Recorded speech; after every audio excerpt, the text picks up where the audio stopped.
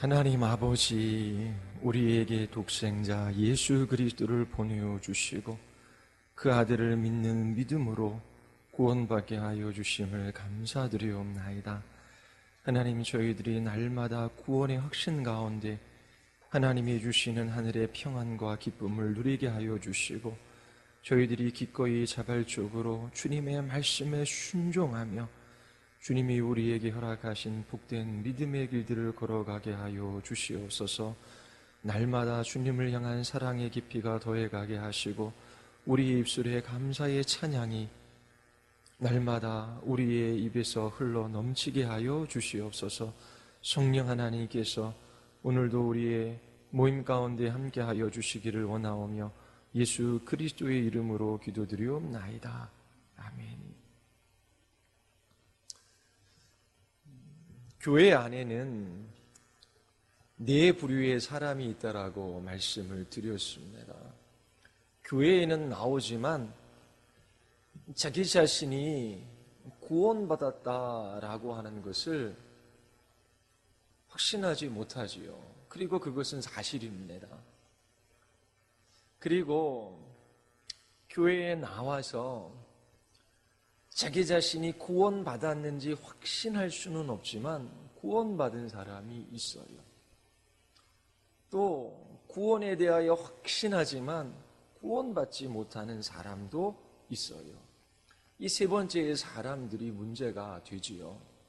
그리고 구원에 대한 확신도 있고 구원받은 사람도 있습니다.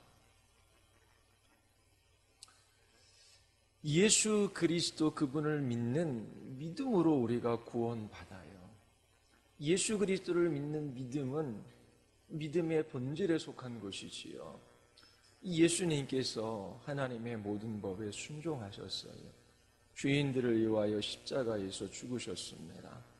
예수 그리스도를 믿을 때에 하나님께서 우리의 죄를 용서해 주시고 그리스도의 의를 옷 입혀 하나님께로 나아갈 수 있게 하셨어요. 이 믿음의 본질에 속한 것입니다. 예수 그리스도 외에 다른 구원의 길이 없다. 예수 그리스도만이 유일한 구원의 길이다. 믿어요. 이 믿음은 본질에 속한 것입니다. 객관적인 하나님의 말씀을 믿는 믿음이지요. 그런데 이것이 우리의 마음 안에 역사할 때에 주관적인 확신을 갖게 됩니다. 근데 이 주관적인 확신이 흔들릴 수 있어요. 오늘 사망 같이 한번 읽어보겠습니다. 사망. 우리 앞에 두 문장만 먼저 읽어볼까요? 다 같이 시작.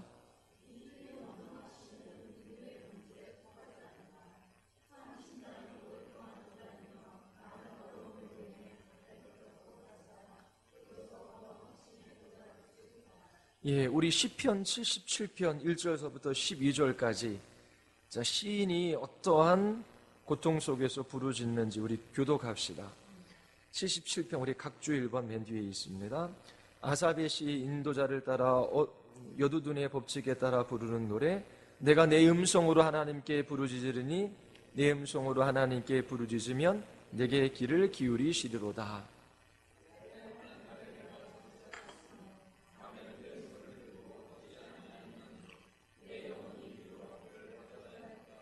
내가 하나님을 기억하고 불안하여 근심하니 내 심령이 상하도다.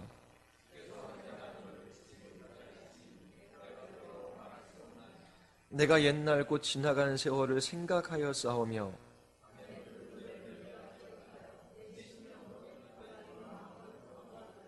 주께서 영원히 버리실까? 다시는 은혜를 베풀지 아니하실까?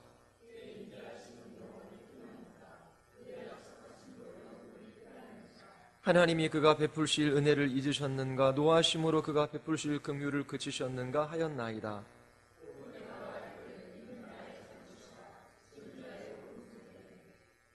곧 여호와의 일들을 기억하며 주께서 옛적에 행하신 기이한 일을 기억하리이다.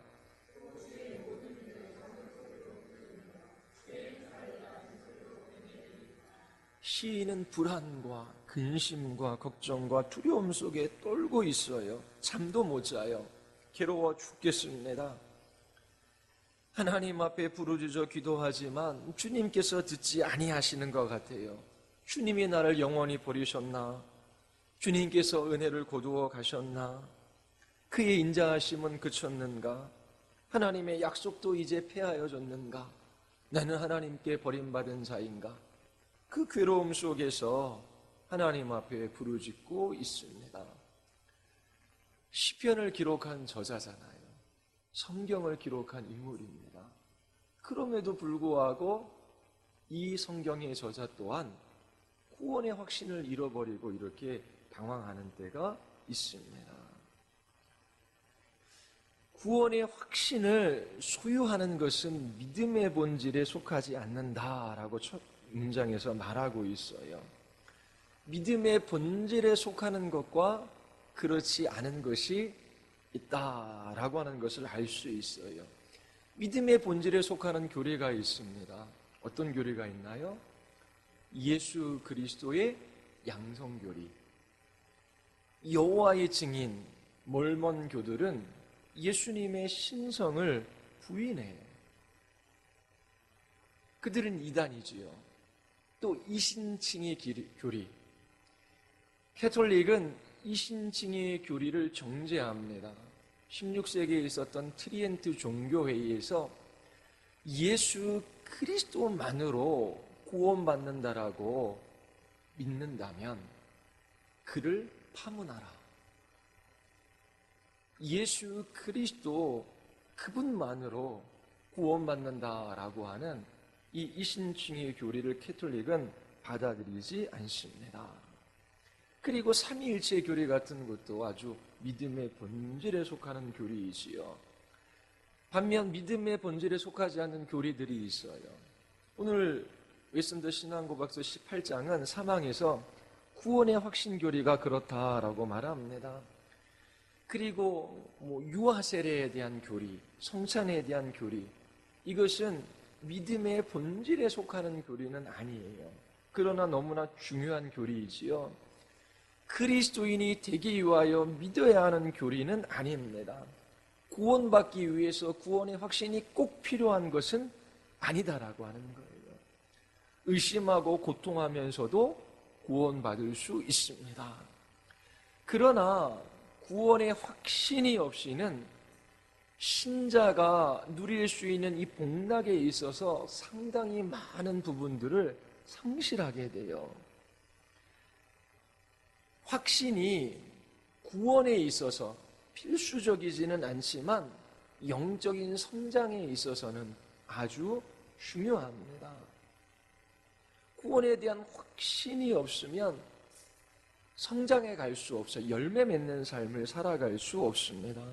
우리 그 다음 문장이지요. 우리 같이 함께 읽어볼까요? 특별한 계시가 없어도 일반적인 수단을 올바로 사용하면 베푸시는 것들을 알 수 있게 해주기 때문에 능히 확신을 얻을 수 있다. 거기까지만 읽겠습니다. 자, 특별 계시가 없어도, 특별한 계시가 없어도, 특별 계시, 성경이 없어도 그런 말 아닙니다. 특별한 계시가. 그러면 여기서 특별한 계시가라고 하는 이 문장을 쓴 이유가 있어요.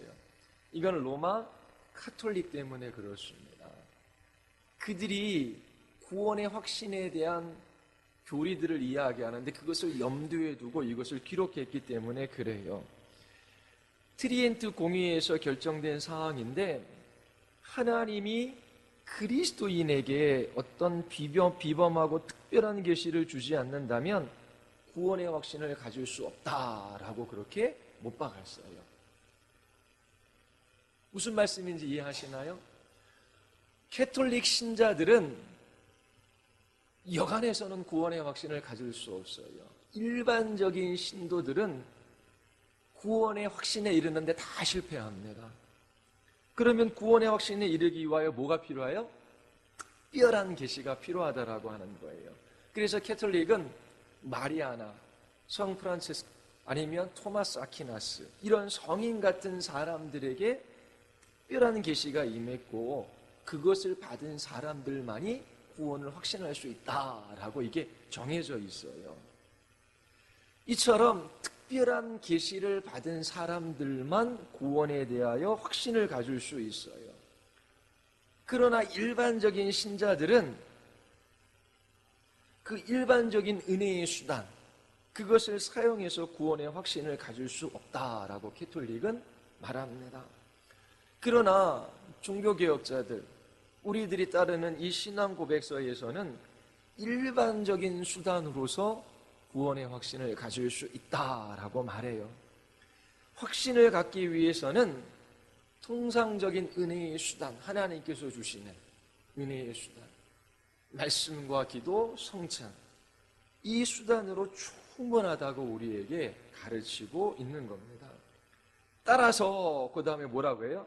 더욱 힘써 자신의 부르심과 선택하심을 굳게 하는 것은 모든 신자의 의무이다.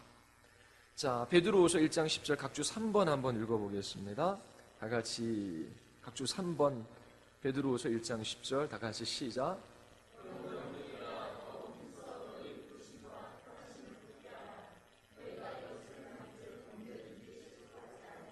예, 하나님께서 창세전에 나를 사랑하셔서 부르시고 택하셨다라고 하는 이 구원에 대한 확신, 이것을 신자들이 가질 수 있는 거예요. 캐톨릭은 못 가져요. 그러면 이처럼 하나님의 부르심과 택하심을 굳게 하는 이것은 성경의 명령이고 모든 신자의 의무예요.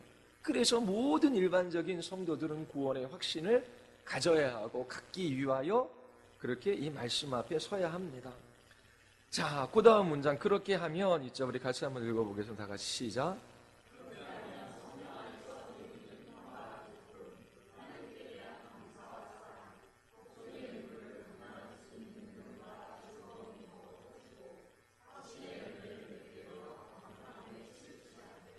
예. 자, 그렇게 하면 구원에 대한 확신을 가지면 어떻게 된대요? 성령 안에서 누리는 평화와 기쁨, 하나님께 대한 감사와 사랑이 더 커져요. 그리고 하나님의 말씀 앞에 순종할 의무가 있잖아요. 순종할 수 있는 힘을 주고 기꺼이 자발적으로 즐거이 하나님의 말씀 앞에 순종하게 하셔요. 그리고 확신의 열매를 맺게 되어 방탕한 삶, 헤매이는 삶, 방황하는 삶을 살아가지 않게 한다라고 그렇게 정의 내리고 있습니다. 베드로 사도는 거룩해지고 열매 맺는 그리스도인이 되기 위하여 구원의 확신을 추구하라라고 그렇게 권면합니다. 성령의 열매를 맺는 그 키, 그것은 구원의 확신의 문제에 달려 있어요. 구원의 확신의 문제가 해결되지 않으면 이와 같은 열매들을 맺을 수가 없는 것입니다. 자, 그리스도인의 특징 몇 가지가 있어요. 그 중에 대표적인 것이 기쁨입니다. 기쁨. 빌립보서를 한번 읽어보십시오. 사도 바울이 기뻐하라, 내가 다시 말하노니 기뻐하라, 빌립보 교인들에게 권면해요. 하나님께서 우리와 같은 죄인들을 위하여 어떠한 일들을 행하셨는지 제대로 이해하기만 하면, 깨닫기만 하면 그리스도인들은 기뻐하지 않을 수가 없어요. 하나님께서 아무런 다른 복을 주시지 않는다라고 할지라도 평생 충분히 기뻐할 만한 이유를 간직한 사람들이 그리스도인들이에요. 그들이 가지고 있는 그 기쁨을 이 세상 그 무엇도 빼앗아 갈 수 없습니다. 하나님이 우리를 구원해 주신 은혜만으로 우리는 충분히 매일매일 감사하며 기뻐하며 살 수 있어요. 하나님이 나를 구원해 주셔서 자녀 삼아 주셨대요. 하나님이 나의 아버지이시고 나는 그분의 자녀예요. 내 마음 안에 하나님께서 그 사랑을 부으셨어요. 하나님이 나를 대적하시는 것이 아니라 나를 위하셔요. 그게 확신이 되면 때로 가난할 수도 있어요. 직장을 잃을 수도 있습니다. 질병으로 인하여 밤새 고통에 시달릴 수도 있어요. 그럼에도 불구하고 나의 이름이 어린 양, 생명책에 기록되어 있기 때문에 우리들은 기뻐하며 감사하며 살아갈 수 있는 것입니다. 가난이 있고 때로는 실직하고 만성적인 질병에 시달리고 그리고 밤에 고통이 찾아온다라고 할지라도 구원받은 사람들은 여전히 복된 사람이에요. 구원받았다라는 이 확신은 우리가 어떠한 형편에 놓여진다라고 할지라도 우리를 기뻐하게 만들 수 있는 놀라운 효리예요. 사도 바울은 밭대감 주인 보아 그것을 발견했기에 늘 기뻐할 수 있었던 것입니다. 자, 이제 연세 드신 분들이 있어요. 저는 이제 40대 후반을 달려갑니다. 허리가 조금씩 아프기 시작했어요. 예. 머리도 빠지기 시작합니다. 그 체력이 딸려요. 예. 이전 같지 않아요. 근데 50대고 60, 70대신 분들은 더 하시겠지요. 나이가 들어가면서 육신의 고통은 더욱더 커져갑니다. 기억도 잘 나지 않고 가물가물하지요. 그리고 아침에 일어날 때 몸도 찌뿌둥해요. 자, 젊은이들은 미래에 대한 소망이라도 있지요. 미래에 대한 기대가 그래도 있어요. 근데 이제는 살아온 날이 앞으로 살 날보다 더 많았잖아요. 그러니까 살아올 날이 별로 안 돼요. 미래에 대한 기대도 적어요. 실망할 일은 더 많이 생기는 거지요. 그렇다고 해서 그리스도인들은 그 기쁨을 잃어버리지 않아요. 나이가 들면 들수록 하나님을 더 알아가요. 그리고 자신이 하나님께 속해 있다라고 하는 것을 알기 때문에 이 확신 속에서 기뻐하며 그렇게 그리스도인들은 살아갈 수 있어요. 그리고 구원의 확신으로 말미암아 우리에게 주는 평강이 있습니다. 우리 각주 4번 로마서 5장 1, 2절 같이 한번 읽어볼까요? 다 같이 시작.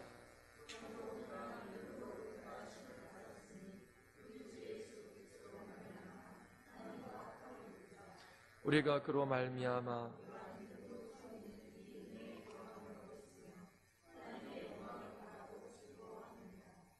자, 구원의 확신은 우리에게 어떤 열매를 맺게 해요? 화평, 평안의 열매를 맺게 합니다. 하나님과 화평한 관계가 되었어요. 하나님은 두려운 존재, 무서운 존재, 나를 심판하시는 분. 그래서 발발발발 떠는 게 아니라 하나님과 나와의 관계 속에서 화평이 예수 그리스도 때문이지요. 하나님이 나를 벌하시고 나에 대해서 진노하시고 심판하시고 나를 대적하시고 나를 시험하시고 넘어뜨리시는 분이 아니에요. 그 아들을 십자가에 내어주시기까지 나를 사랑하신 하나님, 그 하나님이 나를 위하신다라고 하는 이 확신을 신자들이 하나님과의 화평 속에서 갖는 겁니다. 요한복음 14장 27절에 보면 평안을 너에게 끼치노니 곧 나의 평안을 너에게 주노라. 내가 너에게 주는 것은 세상이 주는 것과 같지 아니하리라. 너희 마음에 근심하지도 말고 두려워하지도 말라. 자, 주님께서 주시는 평안, 이것은 우리의 지각, 우리의 이해를 넘어서 있어요. 환경이나 상황이나 처지를 보면 어디 마음 둘 곳 없고 그리고 마음속에 평안이 있을 여지가 없어요. 그런데 환경이나 상황이나 그 사람과 상관없이 하나님께로부터 우리에게 주어지는 그 주관적인 평안, 우리가 경험하는 그 평안이 있어요. 세상 사람들도 이해하지 못해요. 저 정도면 낭망하고 절망하고 고통 속에서 쓰러져 있어야 되는데 기쁨이 있고 그 마음속에 평안이 있어요. 주급해하거나 들레거나 분노하거나 싸우지 않고 잠잠히 하나님 앞에 인내하며 주시는 평안으로 인하여 한 걸음 한 걸음 믿음의 걸음들을 내딛어요. 세상 사람들이 이해할 수 없고 이 세상에 주는 평안을 넘어서 있는 평안입니다. 이런 것이 어디서부터 온다고요? 하나님께서 나를 구원해 주셨다. 이 구원의 확신을 통하여 이런 평안이라는 열매가 맺히는 거예요. 자, 이 세상 사람들을 보십시오. 기쁨을 얻기 위하여, 평안을 소유하기 위하여 얼마나 많은 대가를 지불합니까? 그런데 그리스도인들은 하나님께서 우리를 구원해 주셨다라고 하는 이 사실만으로 충분히 기뻐하며 그리고 평안 가운데 살아갈 수 있어요. 이 구원의 은혜 외에 하나님께서 다른 그 무엇 하나 주시지 않아도 우리는 충분히 기뻐하며 감사하며 그렇게 하나님 앞에 살아갈 수 있는 겁니다. 이 구원의 확신으로 인하여 하나님께 대한 감사, 새 노래가 그 입술에서 날마다 새롭게 흘러나와요. 예전 노래가 아니라 날마다 하나님을 향한 사랑과 감사가 이 구원에 대한 확신으로 말미암아 더 커져가는 것입니다. 그리고 기꺼이 자발적으로 하나님 앞에 순종하고자 하고 또 그렇게 순종할 수 있는 힘, 능력도 하나님께서 이 확신으로 말미암아 우리에게 가져다 주시는 거예요. 자, 그러니까 사단이 하는 일이 있겠지요. 그리스도의 얼굴에 나타난 하나님의 그 영광의, 하나님을 아는 지식에 있어서의 그 영광의 빛, 그 복음의 빛이 사람들에게 비추지 못하도록 마음을 혼미케 해요. 자, 그리고 예수 그리스도를 믿어요. 예수 그리스도 외에 다른 구원의 길이 없다라는 것을 확신해요. 이게 믿음의 본질에 속한 것입니다. 객관적인 거예요. 그런데 그 마음 안에 평안이 없어요. 괴로워요. 하나님이 나를 버리신 것 같고 하나님께서 나를 보호해 주시지도 않고 하나님께서 나를 때로 미워하시는 것 같은 그런 느낌들이 드는 거예요. 그런 정서들이 있어요. 사단은 어떻게 해서든지 예수 그리스도를 믿는 사람들에게 있어 이 구원의 확신을 갖지 못하도록 방해하겠지요. 우리를 고소함으로 열매 맺지 못하게 그렇게 합니다. 그런데 분명히 성경에서 구원의 확신이 믿음의 본질에 속하진 않지만 이 확신을 갖지 못하면 영적인 성장, 성령의 열매 맺을 수가 없어요. 신앙이 성장하는 데 있어서 이 구원의 확신은 너무나 중요해요. 이 구원을 확신하는 사람들은 방황하는 삶을 살아가지 않습니다. 자, 그리고 우리 사항 한번 보겠습니다. 우리 사항 같이 한번 읽어볼게요. 우리 다 같이 시작.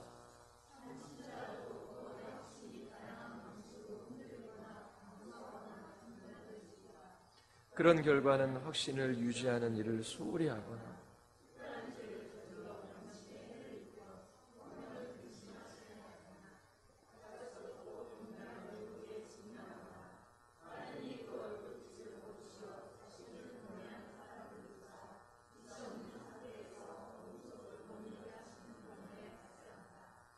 그러나 하나님의 씨앗과 믿음의 생명, 그리스도와 형제에 대한 사랑, 마음의 진실함, 의무를 행하려는 양심은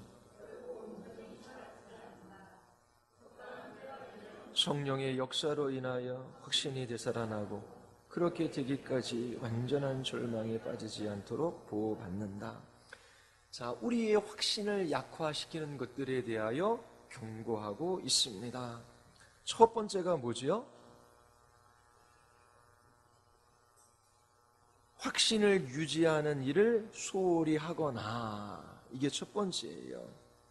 자, 정말 나 같은 죄인이 어떻게 구원받아 하나님의 자녀가 될 수 있었을까? 하나님께서 내 인생의 주인이 되어주셔서 영광의 나라에 이를 것을 확신해요. 하나님께서 그 모든 것들을 통치하셔서 합력하여 선을 이룰 것에 대한 굳건한 믿음이 있어요. 나를 구원하신 하나님을 찬양하며 경배하며 살아가요. 기쁨과 평안이 넘칩니다. 새 노래가 있어요. 그런데 항상 그런 게 아니잖아요. 이 구원에 대한 확신이 다양한 방식으로 흔들리거나 감소되거나 중단될 수도 있대요. 그 이유가 어디에 있어요? 확신을 유지하는 일을 소홀히 하거나, 확신을 유지하는 일을 소홀히 한다라고 하는 말의 의미가 무엇이겠습니까? 하나님 앞에 예배하는 것, 하나님의 말씀을 읽는 것, 기도하는 일에 있어서 태만한 겁니다. 하나님께서 우리의 확신을 날마다 강화시키기 위하여 은혜의 방편, 은혜의 수단을 주셨는데 그거를 무시하거나 소리하며 살아가는 거예요. 그러한 삶을 살아가면 확신이 점점 옅어지고 흔들리고 그리고 감소하고 중단되는 데까지 이를 수도 있습니다. 자, 그러면 어떻게 해요? 하나님이 주신 은혜의 방편을 부지런히 활용해야 돼요. 하나님을 예배하는 자리, 말씀을 듣고 배울 수 있는 자리, 기도할 수 있는 자리에 어떻게 해서든지 나가서 그렇게 하나님이 주신 은혜의 수단들을 사용하려고 했어야 하는 것입니다. 두 번째는 뭐예요? 심각한 죄에 빠지는 것이지요. 그리고 격렬하고 갑작스러운 유혹에 직면하게 되는 일들이 있어요. 그리고 하나님께서 그 얼굴빛을 거두어 가시어 그렇게 어둠 속에 거닐게 하는 그런 때가 신자들에게 있는 것입니다. 자, 세상이 유혹해요. 그 유혹에 우리는 쉽게 빠져듭니다. 연약하기 때문에 그래요. 그리고 우리는 악에 빠질 수도 있어요. 왜요? 무지하기 때문에. 마땅히 좌로나 우로나 치우치지 않고 그 길들을 걸어가야 되는데 이게 치우쳐요. 오늘 오전에 설교한 것처럼 이 땅에 보물을 쌓아두려고 해요. 마음이 거기에 있어요. 제대로 바라보지 못해요. 제대로 판단하지 못해요. 그리고 이 땅에 있는 것에 지배를 받으며 그렇게 흔들리는 삶을 신자들이 살아갑니다. 이처럼 하나님이 주신 은혜의 방편으로부터 멀어지고 심각한 죄에 빠지고 또 세상에 갑작스럽고 격렬한 유혹을 받을 때에 우리가 거기에 넘어져서 우리의 영혼이 어두운 골짜기를 지나가는 그런 때를 보내기도 합니다. 그렇다고 해서 신자들은 완전히 절망에 빠지지 않아요. 아무리 힘이 들어도 결코 소망을 잃어버리지 않아요. 각주 8번 미가서 7장 7절에서 9절 우리 같이 한번 읽어보겠습니다. 다 같이 시작.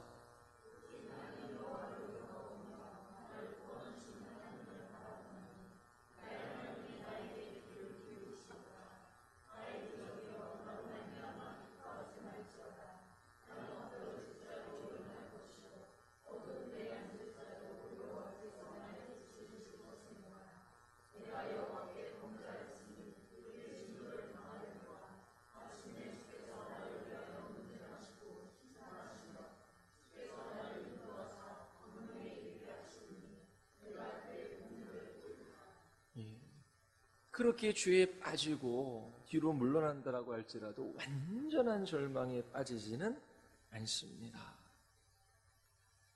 사항 중간 정도에 보면 하나님의 씨앗, 믿음의 생명, 그리스도와 형제에 대한 사랑과 마음의 진실함과 의무를 행하라는 양심은 결코 온전히 사라지지 않는다라고 합니다. 여기서 하나님의 씨앗이 뭘까요? 베드로전서 1장 23절은 하나님의 씨앗을 말씀이라고 합니다. 또 요한복음 3장에서 보면 성령님을 또 하나님의 씨앗이라고 그렇게 우리가 이해할 수도 있어요. 그래서 두 견해가 있습니다. 하나님께서 우리 안에 주신 말씀이 있어요. 성령님이 계셔요. 그리스도인들은 이 세상을 살아갈 때에 두 가지 정서로 살아간다라고 말씀을 드렸어요. 우리는 완전히 이 세상에서 죄와 결별하지 못해요. 죄 때문에 늘 애통하고 상한 심령이 있어요. 그렇다고 해서 절망하지 않습니다. 완전히 엎드려지지 않아요. 왜요? 하나님께서 죄인 되었을 때에, 불경건한 삶을 살아갈 때에, 악인이었을 때에 하나님 앞에 어떠한 공로도 자격도 의도 없는 우리들을 향한 하나님의 그 구원이 있었기 때문에 그래요. 그래서 우리는 하나님께 소망을 두고 담대한 확신을 가지고 하나님 앞에 부르짖어 기도하고 하나님의 도움을 구할 수 있는 것입니다. 하나님, 제가 하나님의 심판을 받는 것이 마땅해요. 하나님 저를 징계하셔도 저는 아무런 할 말이 없어요. 그러나 하나님 제가 죄인 되었을 때 그 아들 예수 그리스도를 십자가에 내어주심으로 저를 구원해 주셨지요. 저를 자녀 삼아 주셨지요. 하나님 나를 붙들어 주시옵소서. 그러면서 하나님 앞에 나아가는 겁니다. 때로는 기도할 수 없는 그런 때도 있어요. 너무 낙담되고 또 마음은 굳고 침체되어져요. 근데 그리스도인이라면 그 자체의 마음이 상하는 거예요. 하나님 제가 이렇습니다. 그렇게 마음이 상할 수 있는 그 근거도 하나님의 씨앗, 그 말씀 생명, 성령께서 계시기 때문에 그래요. 그래서 그리스도인들은 넘어지지만 엎드려지지 않아요. 완전히 절망에 빠지지 않습니다. 하나님께서 우리를 구원하셨어요. 확신 가운데 살아가기를 기뻐하시지요. 구원의 확신은 믿음의 본질에 대한 교리는 아니지만 하나님이 주신 그 복락을 마음껏 누릴 수 있는 아주 중요한 교리예요. 하나님께서 은혜로 나를 구원해 주셨다라고 하는 이 사실 자체만으로도 우리는 하나님이 주신 기쁨과 평안, 그 사랑 속에서 감사하며 기꺼이 하나님의 말씀 앞에 순종하며 끝까지 이 믿음의 길들을 걸어갈 수 있는 그런 힘을 얻을 수 있어요. 하나님께서 나를 구원해 주셨다라고 하는 이것만 있으면 다른 것들은 필요 없는 그런 복된 그리스도인의 삶을 우리가 살아갈 수 있는 것입니다. 그래서 하나님이 주신 은혜의 방편들을 소홀히 여기거나 또 태만한 삶을 살아감으로 그런 것들을 무시하지 마십시오. 무시하지 마십시오. 홀로 성경을 읽고 또 함께 기도하고 함께 말씀을 배워가는 그 일에 있어서 열심을 내야 돼요. 그리고 때로 죄에 빠지고 또 유혹에 직면했을 때에 영혼의 어두운 밤을 지나갈 때에 그때에 여호와의 이름을 부르며 다시금 주님을 찾고 주님 앞에 서는 여러분들이 되시기를 바랍니다. 이 구원에 대한 확신으로 인하여 여러분들의 입술에 날마다 새 노래, 새 찬양이 넘쳐나기를 바랍니다. 우리 같이 한번 우리 기도하겠습니다.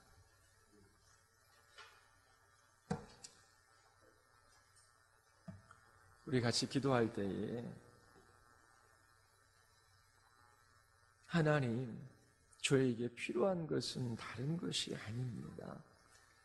하나님이 나의 구원자이시며 나를 통치하시는 왕이시며 다시 오실 심판주이심을 하나님 제가 참으로 날마다 더 깊이 깨달아 알아가기를 원합니다. 주님이 베풀어 주시는 구원의 은혜만으로도 우리는 충분히 기뻐하며 감사하며 그렇게 주님과의 사랑의 교제 속에서 살아갈 수 있습니다.